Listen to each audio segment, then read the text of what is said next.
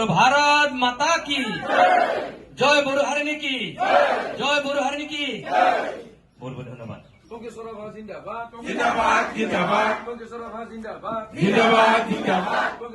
জিন্দাবাদ জিন্দাবাদ জিন্দাবাদ বলো বলো ভারত মাতা কি ভারত মাতা কি জয়। প্ৰথম কথা হল মোৰ ৰাজনীতি জীৱনত এইটো এটা দ্বিতীয় ইনিংছ, এটা বহল পৰিৱেশলৈকে যোৱাৰ এটা চিন্তা চৰ্চাত যি ধৰণৰ ৰাইজৰ সহযোগিতা পাইছো আৰু অভূতপূৰ্ব মানুহৰ ইমান সুন্দৰ সহযোগিতা সঁহাৰি আৰু সঁহাৰি হোৱাৰ মূল কাৰণ হৈছে বিগত সময়ছোৱাত ডক্টৰ হিমন্ত বিশ্ব শৰ্মা ডাঙৰীয়াই যি ধৰণে অসমখন আগুৱাই লৈ গৈছে, মোদীজীৰ নেতৃত্বত যি ধৰণে ভাৰতবৰ্ষখন আগুৱাই লৈ গৈছে, কিন্তু আমি গোৱালপাৰা জিলাখন বহুত পিছ পৰি ললো, দুধনৈ বিধানসভা সমষ্টিৰ আমি বহুত পিছ পৰি ললো। গতিকে দুধনৈ বিধানসভা সমষ্টিৰ ভোটাৰ ৰাইজে পিছ পৰি থাকিব বিচৰা নাই, আমি উন্নয়ন হৈ থাকিব বিচাৰিছে ৰাইজে, ইয়াৰ আন্তঃগাঁথনি উন্নয়ন হোৱাটো বিচাৰিছে, শিক্ষা ক্ষেত্ৰত উন্নয়ন হোৱাটো বিচাৰিছে, স্বাস্থ্য ক্ষেত্ৰত উন্নয়ন হোৱাটো বিচাৰিছে। ইয়াৰ ৰাস্তা ঘাট পদূলি ইমান পিছপৰা, ইয়াৰ অমীমাংসিত সমস্যাসমূহ ৰাভা জনগোষ্ঠীকে আদি কৰি বিভিন্ন জনগোষ্ঠীৰ অমীমাংসিত সমস্যাসমূহ সমাধান কৰাৰ ক্ষেত্ৰত ৰাইজে উধেৰ আগ্ৰহেৰে বাট চাই ৰৈছে। গতিকে সেইটো কেৱল মাত্ৰ ভাৰতীয় জনতা পাৰ্টীৰ নেতৃত্ব চৰকাৰখনে এইটো সম্ভৱ, আৰু সেইকাৰণে উন্নয়নৰ দিশৰ প্ৰতি লক্ষ্য ৰাখি শান্তি সম্প্ৰীতি আগুৱাই যোৱাৰ ক্ষেত্ৰত যি চিন্তা কৰিছে সেইকাৰণে ৰাইজ আগুৱাই আহিছে। আৰু বিগত 5টা বছৰত কংগ্ৰেছৰ শাসনত এই থকা সমষ্টিৰ যি ধৰণে বিধ্বস্ত কৰি পেলালে, ইয়াৰ আন্তঃগাঁথনি সম্পূৰ্ণ ধ্বংস হৈ গল, কোনো ধৰণৰ কাম কাজ নকৰিলে, ৰাইজৰ কোনো ধৰণৰ আৱেগ আৰু অনুভূতি বুজি নোপোৱাকৈ যিদিনা কটালে 5 বছৰটো, তাৰ বিনিময়ত ৰাইজ বিধ্বস্ত হৈছে, অতিষ্ঠ হৈছে। আৰু সেইকাৰণে পুদুমৰ ছবিত ভোট প্ৰদান কৰি বিজেপিৰ বিধায়কজনক মামাৰ ওচৰলৈকে উপহাৰ হিচাপে দিব বিচাৰিছে, আৰু সেইকাৰণে এখন নতুন গোৱালপাৰা, নতুন দুধনৈ বিধানসভা সমষ্টি, নতুন পথৰ সন্ধানত এইবাৰ সকলোৱে জড়িত হৈছে। আৰু সেইকাৰণে ৰাইজক মই ধন্যবাদ জ্ঞাপন কৰিছো, ইমান মৰম স্নেহ আৰু শ্ৰদ্ধা মই সেইকাৰণে সেই আৱেগিত হৈ পৰিছো, আৰু সেইকাৰণে ৰাইজৰ এই মৰম আৰু স্নেহক কোনোকালে পথৰে যাবলৈ মই নিদিওঁ, আৰু পূৰ্ণদমে অসমৰ 126টা বিধানসভা সমষ্টিৰ ভিতৰত প্ৰথম 5টাৰ ভিতৰত দুধনৈ বেছি ৰাখিবৰ কাৰণে যৎপৰে চেষ্টা কৰিম, আৰু ফুল নিজকে মই সমৰ্পিত কৰিম। দুধনৈ সমষ্টিৰ বহুতো সমস্যাৰ জড়িত, প্ৰথম আপুনি জয়ী হৈ গলে প্ৰথম কোনটো গুৰুত্ব দিব? কোনটো কৰে প্ৰথম বুলি কথা নাই, সকলোবোৰ সমস্যা সমাধান কৰিবৰ কাৰণে মই কৈছো প্ৰথম 126টাৰ ভিতৰত প্ৰথম 5টাৰ ভিতৰত থাকিব, তাৰ মিনিং সকলোবিলাক কামে আমি কৰিম।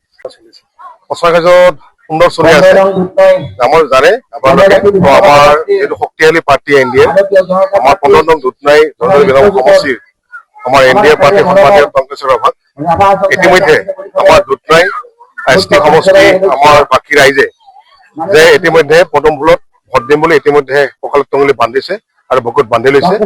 অকল খালি বাকী আছে, অহা 9 এপ্ৰিলত যি ভোট হ'ব আপোনালোকে দেখিব, তাত মানে পাণ চপোৱা দি তাত আমাৰ এনডিএ পাৰ্টি সন্মানীয় কংগ্ৰেছ সভাপতিক বিপুল ভোটত আমাৰ এই দুটা এছটি সমষ্টিৰ পৰা নিযুক্ত কৰি পঠাব। কংগ্ৰেছৰ প্ৰাৰ্থীগৰাকীয়ে ঘৰে ঘৰে গৈ পৰীক্ষা কৰিছে, তেনে ক্ষেত্ৰত এই ক্ষেত্ৰত আমি কোনো ফেক্টৰ হোৱা কথাটো আমি দেখা নাই। এই কাৰণত তো কংগ্ৰেছৰ পাৰ্টি হয় তেওঁ চলাইছো, যদিও এইবাৰ যিটো ঢৌ সেই ঢৌৱে কংগ্ৰেছৰ বা যিটো চুনামি ধৰিছে সেই মানে চুনামি কংগ্ৰেছে সেইটো বাধা দিব নোৱাৰে, জিকিবই আৰু বিপুল ভোটত জিকি যাব।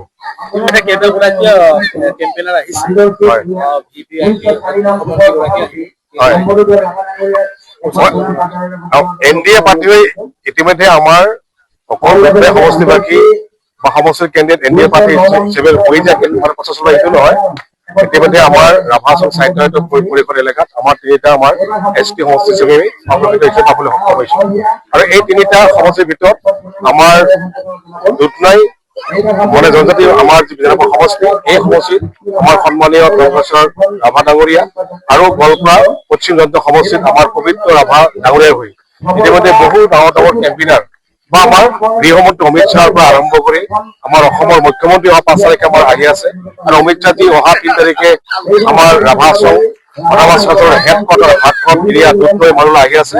গতিকে আমি সৰুতে বহু ইলেকশ্যন আমি দেখিলো, বহু বছৰ হৈ গল ভাৰতবৰ্ষ স্বাধীন হোৱাৰ পিছৰ পৰা মানে কেন্দ্ৰীয় চৰকাৰৰ গৃহমন্ত্ৰী আমাৰ দুধনৈবাসী ৰাইজলৈ এই ধৰণৰ ইলেকশ্যনত বা বিধানসভা নিৰ্বাচনত প্ৰচাৰ চলাবলৈ অহা নাছিল। মানে এইবুলি আমাৰ দেশৰ কেন্দ্ৰীয় আমাৰ গৃহমন্ত্ৰী অমিত শ্বাহজী আমাৰ ৰাভা অট'নমাছ কাউন্সিল আমাৰ হেডকোৱাৰ্টাৰ আহি আমাৰ মানে গোৱালপাৰা পশ্চিম সমষ্টিৰ জনজাতি সমষ্টিৰ পবিত্ৰ ৰাভা হৈ আমাৰ 15 নং দুধনৈ জনজাতি সমষ্টিৰ আমাৰ সন্মানীয় এনডিএ পাৰ্টি কংগ্ৰেছৰ ৰাভা হৈ এই যে অমিত শ্বাহ যি মানে প্ৰচাৰ চলাবৰ কাৰণে যে আগমন যিটো মানে অহা কথাটো আমি যিটো বাৰ্তা পাইছো, এইটো আমাৰ দুধনৈ সমষ্টিবাসী ৰাইজৰ কাৰণে শুভ লক্ষণ। গোৱালপাৰা জিলা আমাৰ ৰাইজৰ ৰাইজৰ বাবে শুভ লক্ষণ আৰু গোটেই ৰাভা অঞ্চলবাসী ৰাইজৰ বাবে এটা শুভ সংবাদ। আমি গম পাইছো যে সঁচাতত আমাৰ যিটো দীৰ্ঘদিনৰ যি সমস্যা আৰু যিটো উন্নয়নৰ যি গতিধাৰা, এই গতিধাৰাটো নিশ্চয় এইবেলি সমাধান নিশ্চয় হ'ব।